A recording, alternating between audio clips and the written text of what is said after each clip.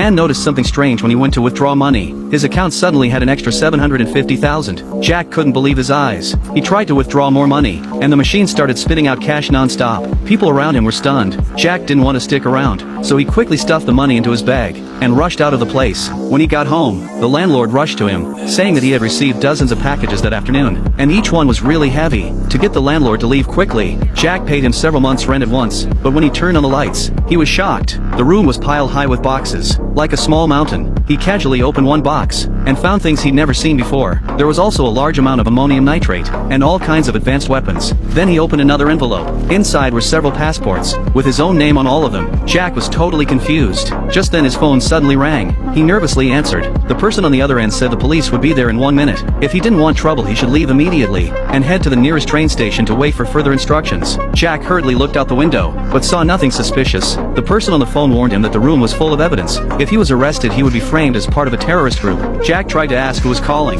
Then a flashbang came flying in, and the police broke through the window. Jack tried to escape, but the door was already surrounded. He was quickly overpowered by the police. Jack was taken to the anti-terrorism interrogation room. He insisted that he had been framed. He had no idea where the things in the room came from, but the police didn't suspect him. They were sure he was innocent, because they'd already looked into his background. They suspected that everything was related to his brother, but Jack said they hadn't spoken in years, and he'd just buried his brother yesterday. The police were extremely frustrated with his lack of cooperation, and turned to leave, leaving him alone to think. Just then the interrogation room received a fax from the Department of Justice. It gave permission for Jack to make a phone call. It seemed like the higher-ups had received more important information, but no one expected that the mysterious voice was back on the phone.